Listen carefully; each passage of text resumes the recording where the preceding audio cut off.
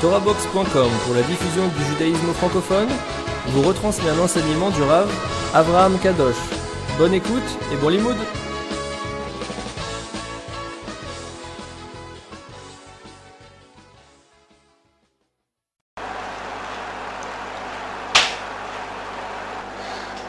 Bonjour à tous. Nous allons raconter un midrash sur l'enterrement de Yaakov Avinu. Je voudrais faire ce cours B'ezrat Hashem pour la protection de tous les soldats qui sont en ce moment sur le front, la réfoua, également la guérison de tous ceux qui ont été blessés et l'élévation de l'âme de ceux qui sont déjà tombés au combat et qu'il n'y en ait pas d'autres et qu'on n'entende que des bonnes nouvelles. Je voudrais également dédier ce cours pour l'élévation de l'âme de Suzanne Bat Zohara et la réussite de tous ses enfants, et particulièrement de Michel et Guy Chetrit, ainsi que tous leurs enfants dans tous les domaines à la fois matériels et spirituels. Alors le Midrash, il nous raconte que, comme on voit dans la paracha de Vayechi, lorsque Yaakov était mourant, il a réuni ses enfants. Pardon. Et il leur a demandé, surtout qu'il a fait jurer à Yosef comme quoi il le monte bien en terre d'Israël et qu'il ne l'enterre pas en Égypte, et au contraire qu'il l'enterre dans Maharat Amarpela. Il a également ordonné à ses enfants de bien faire attention à rester dans les voies d'Akadosh Baruch Hu,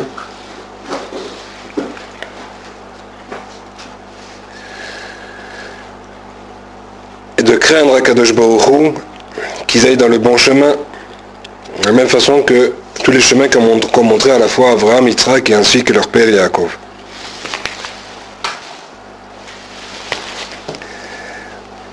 Qu'est-ce qui s'est passé ensuite? Il y a également les 70 Neshamot, et 70 personnes qui étaient descendues avec Yaakov, qui sont également venus voir Yaakov quand ils ont su qu'il était mourant, et chacun il les a bénis un à un.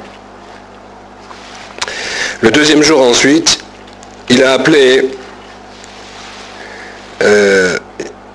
maintenant les enfants, il a dit à Yehuda, il a ordonné à Yehuda maintenant de faire attention, de bien éduquer ses enfants également au niveau de la Milchama, parce que c'est lui qui va avoir toute la Malchut avec lui. On verra tout à l'heure dans la paracha pourquoi la Malchut a été perdue de Réhouven. Elle aurait dû aller chez Réhouven, mais il a perdu la Malchut. Et ensuite, c'est là qu'il va demander donc à tous ses enfants de le faire monter en Eretz Israël.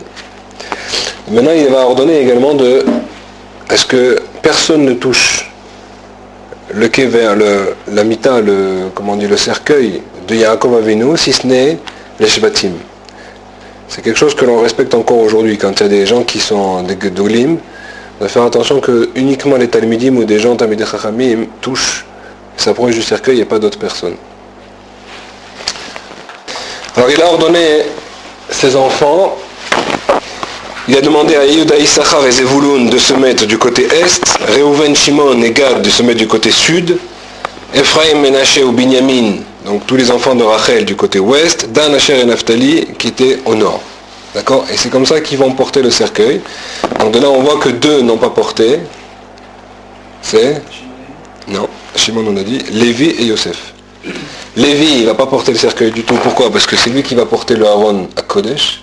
C'est-à-dire que c'est eux qui vont avoir la mitzvah de porter le Aaron à Kodesh de la Torah. Et Yosef, parce qu'il est Méler. À partir du moment où il est Méler, donc, ce ne serait pas de son kavod, entre guillemets, bien que ce soit son père, de faire cela. Donc il a lui-même demandé de rester à côté.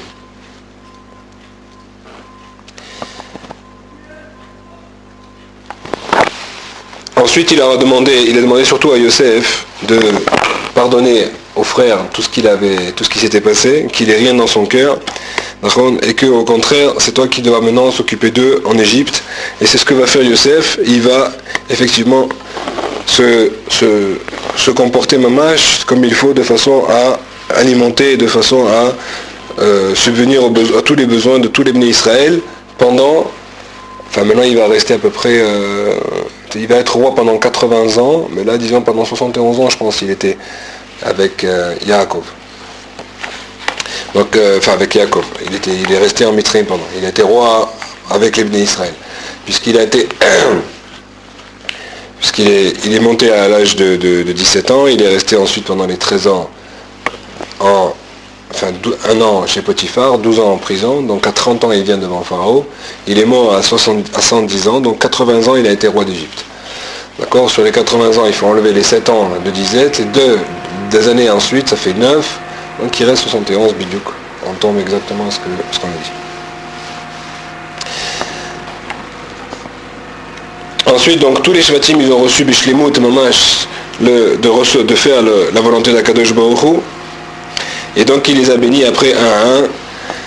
Et il leur a dit comme quoi il savait qu'il allait avoir des tsarot, il allait avoir des épreuves dures en Égypte. C'est pour ça qu'il a encore recommandé de bien faire attention, de rester collé à la parole d'Akadosh Baruch Hu, de ne pas changer quoi que ce soit. Et on verra peut-être dans les prochaines parachiotes qu'effectivement c'est ceux qui vont laisser tomber certaines mitzvot qui vont complètement s'assimiler et ne pourront pas sortir d'Égypte. Ils seront attrapés par le système de l'assimilation égyptienne.